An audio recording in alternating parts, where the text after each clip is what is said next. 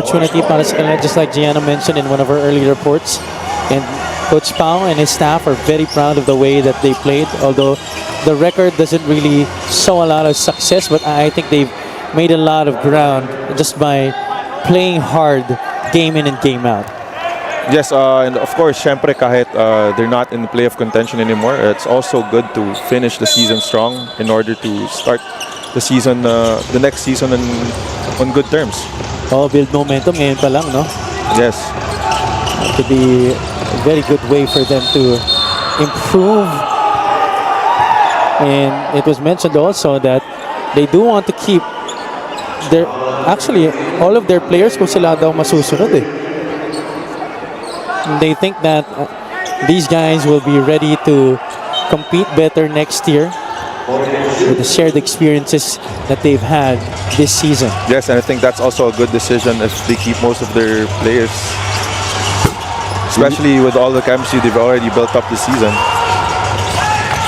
Tubuzay, crossover in the lane.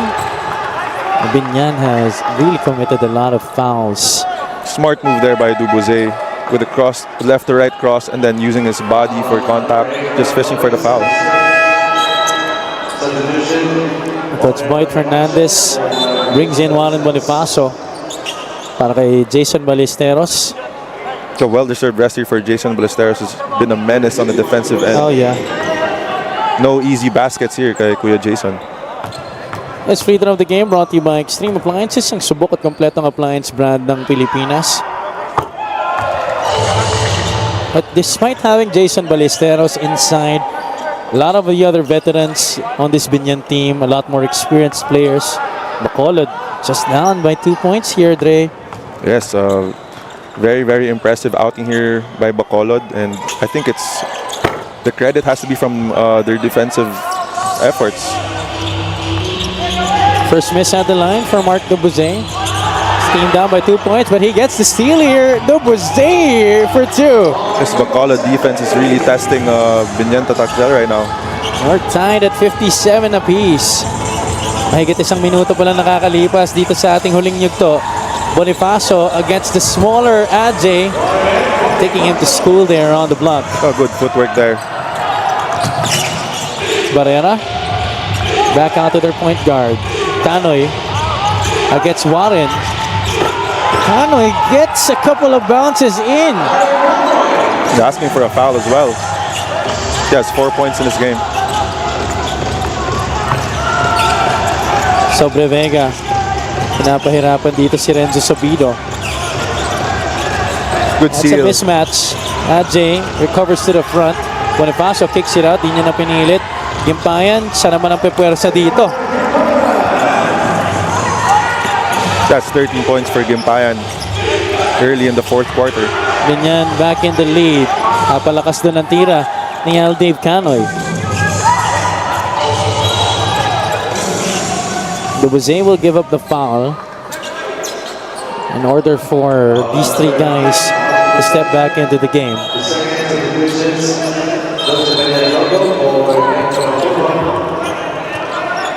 EJ Insha, Miles Canyal, as well as Renz Aquino checking back into the game. Ken Malazarte rin para kay Coach Pao Javelona. Only down by 2 points here, talking about Bacolod. Remember, this is an important game for Biñan to win. They want to tie Basilan in the South Division, helping them secure a spot in the playoffs in the top 6. Ayaw na nila mapunta dun sa play-in tournament. A good box out there by Bacolod, refraining Gimpayan from getting another offensive rebound.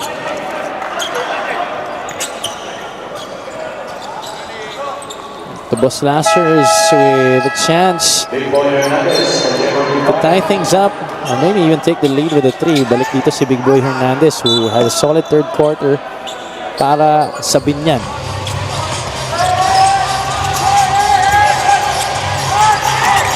Canyal, one-on-one against Tristan Hernandez. There's a foul against Big Boy. Yung matchup na to talagang kanina pa nasusubukan itong parehong player, si Kanyal at si Christian Hernandez. I like how aggressive he is whenever he sees Hernandez on the block.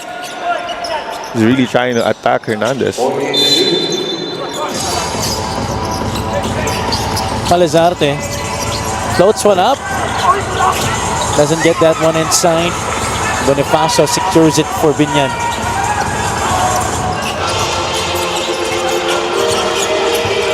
Peña-Redondo starting the offense here. They go to Bonifacio. Kanyal on him. Peña-Redondo steps beyond the line. Nope. Aquino snatches the rebound.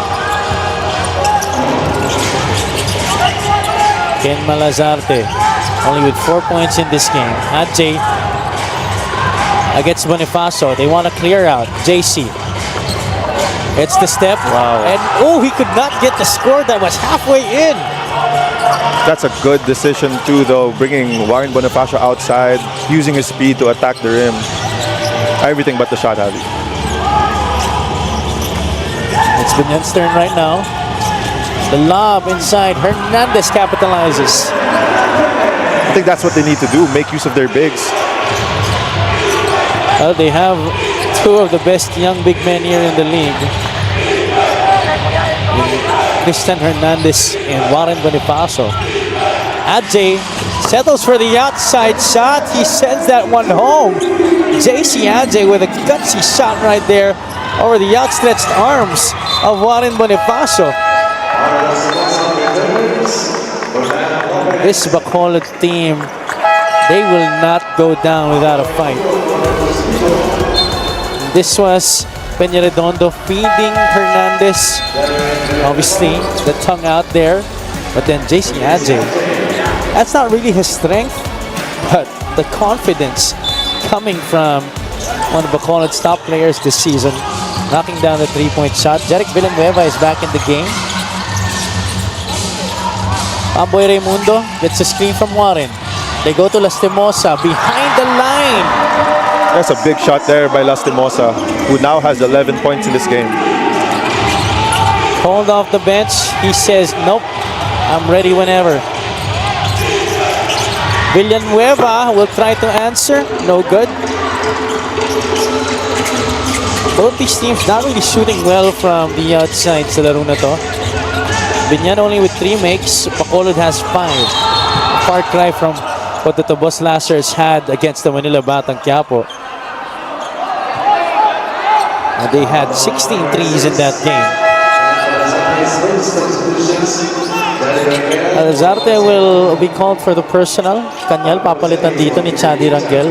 Coach Pao Avellona going back to his Twin Towers combination in the front court.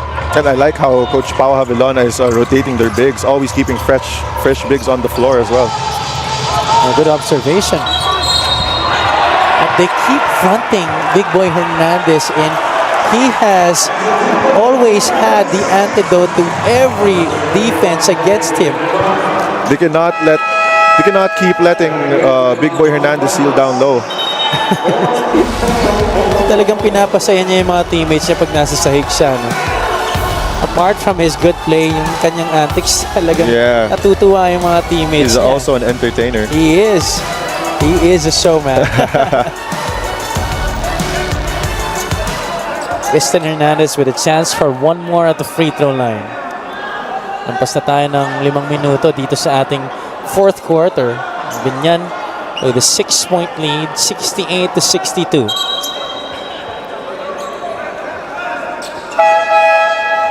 Coach Noy Baclao trying to argue something with one of our referees. That helps them bring in Aldave Canoy. Hernandez has 16-5 on 6 out of 7 free throws in this game. I think that's 17 points right now para sa kanya. A very solid game for someone who's averaging only 4 points a game. Yes, sir. Good game here by Hernandez. He did that on the regular last year for Parañaque. And Pamboy Raimundo could not believe it. That's number 4 on Biñan. Bacolod already in the penalty. And Coach Boy telling Pamboy, wala tayong magagawa. Wala na tayong challenge eh.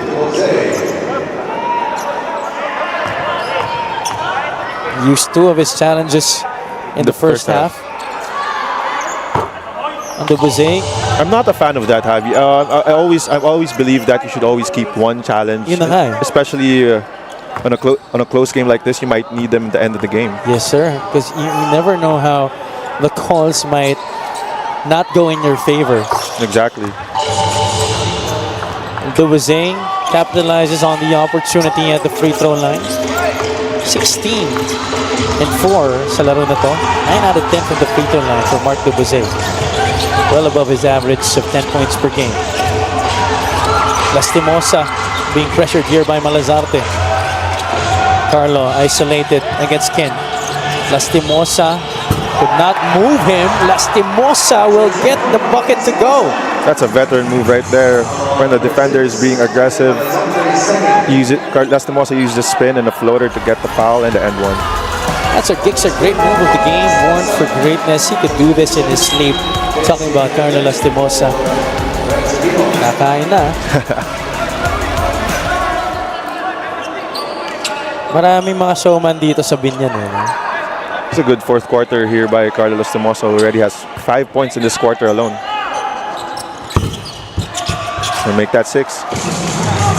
Lastimosa makes it an 8-point lead again for the Tatak Gel.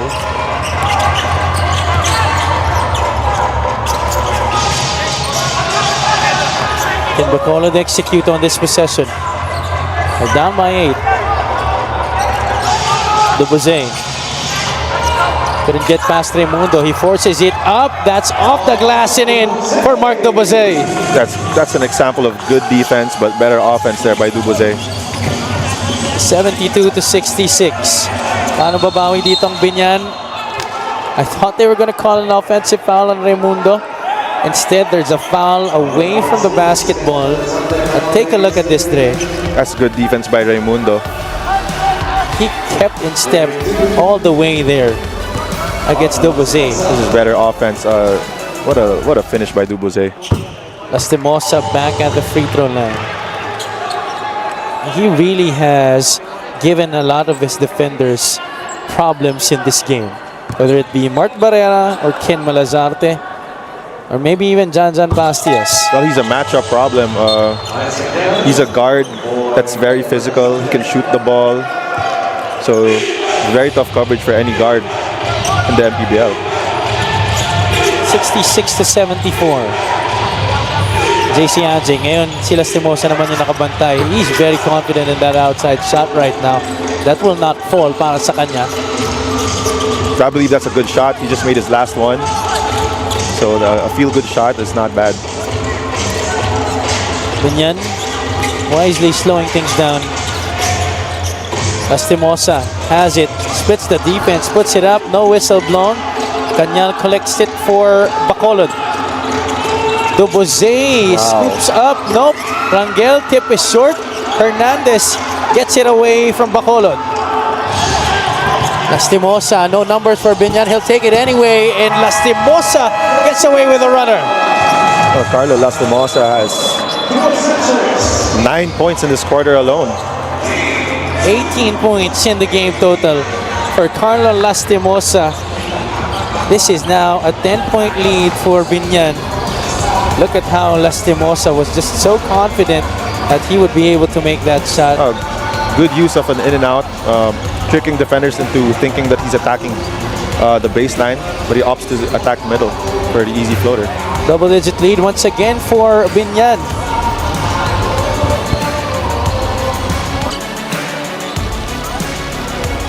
Mark Dubuzeng and the Bacolod to Boss Slashers currently down by 10 points here against the Biñan Tatak Gel. It really showed a lot of good fight in this game, but here in the fourth quarter, that man was responsible for helping Biñan pull away and re-establishing a double-digit lead. The lead is 10 right now for the Tatak Gel, 76 to 66. Yes, Hernandez and Lastimosa helping Biñan pull away from Bacolod in this fourth quarter. I'm glad to have you with us. This is Javi Palanya alongside Andre Duremdes and Miss Gianna Llanes. Bacolod deciding to go quick. That's Aldave Canoy drawing the foul on Warren Bonifacio. definitely not impossible here for Bacolod, especially if they make their free throws. There's still a lot of time on the clock. A lot of things can still happen. And if he makes both, it's just an 8-point game. Bacolod shooting 22 out of 32 from the free throw line sa laro na to. And that's a lane violation. Canoy crossing even before that shot hit the rim. Biñan with an early timeout. 2 minutes and 38 still remaining here. Coach Boyd wanting to make sure they're in the lead, 76-67. Big Boy Hernandez, aka Christian Hernandez, 17 points tonight, Ray, on 22 minutes in the floor. Yes, so making good use of the minutes that he's been given by Coach Boyd, scoring 17 points on an efficient 5 of 7 from the field. Also contributing 6 rebounds as well. Solid night tonight for the former Parañaque Patriot. Really leaving his imprints on this game.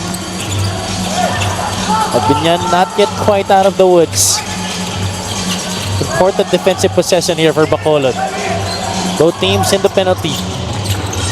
Raimundo gets by the defense. The help from Canoy forces the miss. Aldave taps the ball up in the air. But Biñan gets it back. That's a foul on Pastias. That will send Warren Bonifacio to the line. That's an unnecessary foul there.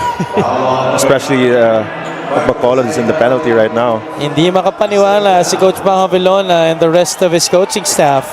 Napaupo na lang si Coach Pao eh. They were up in arms and then sent back to their seats dahil natawagan na sila ng technical earlier for improper bench decorum. Bonifacio, usually a reliable free throw shooter. I was not even done with my sentence. Welcome to the world of sports broadcasting, Andre, where stuff like that indeed happens. 10 points, 9 rebounds, couple of assists for the former franchise player of the Pasay Voyagers. Now finding a new home here with the Biñan Tatakjel. He makes it a 10-point lead again. Cañal draws the foul against Christian Hernandez. Both sides have experienced lots of whistles, but I think itong Biñan silang mas marami talagang foul sa laro na to. Yeah, I think Hernandez played good defense there, having his hands up the whole time. That's his 5th foul. That's going to be it para sa kanya.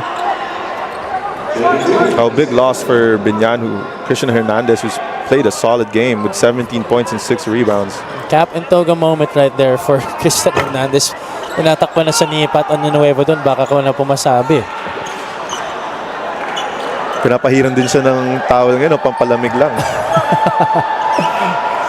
Kakaiba rin talaga ang samahan itong Biñan Tatakjel. Nakakatuwa nga naman. Ooh, free throws.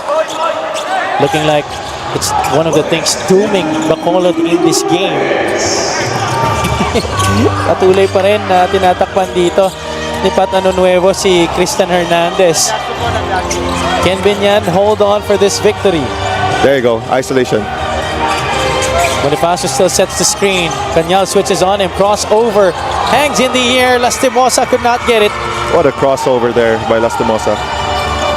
Dubuze goes into the defense. No foul called. Apologizing to the bench there, but they will keep possession. Minute and 30 remaining sa laro na to. Good defense there by Pamboy Raimundo. Canoy to Barrera. This is crucial. That was strong off the back iron para kay Mart Barrera. I think this is where they try to slow the game down a bit, try to run the clock. Obviously, no need to rush here for the guys in black. Bonifacio, one-on-one against Cañal. Oh, just like a surgeon going through a very tough surgery there. That was really filled with precision and finesse. Oh, it's like Hakeem Olajuwon there with the fake. Feet work. Another foul. The problem is Bacolod has been missing a ton of their free throws. 13 misses, imagine that, and they're down by 12 points here. It may have been a different story if they made their free throws. That's been a problem all season long para sa kanila. And I'm sure next season pipilitan talaga nilang itaas ang kanilang free throw percentage, but I think it has to really start now. Yes, that's something that the Bacolod needs to address in the off-season. Obviously, they lost a lot of games due to missed free throws. Because a lot of their players, they can get fouls. They can get to the free throw line a lot. Sayang lang yung mga oportunidad kung hindi rin na papasok yung mga free throws. 10-point lead for Biñan. Lastimosa looking to give them the insurance basket. However, he gives it up to Pamboy. Raimundo, siya ang pupukol, siya ang makakashoot. That's it. Alazarte answers quickly. Good answer by Bacolod. And even if it's a 10-point lead, Coach Boyd Fernandez was not happy about that. Yeah, you can't give up easy transition baskets like that, especially in the playoffs. Basketball, all about habit forming. Kaya gusto ng mga coaches, kahit anong mangyari, kahit anong score sa game, kahit anong oras, during a match, you play to the best of your ability and you're aware of the situation. Yes, I agree. Until the buzzer sounds, you can't relax. You can't let your opponent score, even if you're up with a lot of points. So Coach Boyd there, visibly mad. Dubazay, he wants it back. Cañar gives it back to him. Alazarte step back. Jumper no good. And Bonifacio will give it up to Peña-Redondo. They will dribble this one out. Gallant stand for Bacolod, but Biñan holding tough in the end game.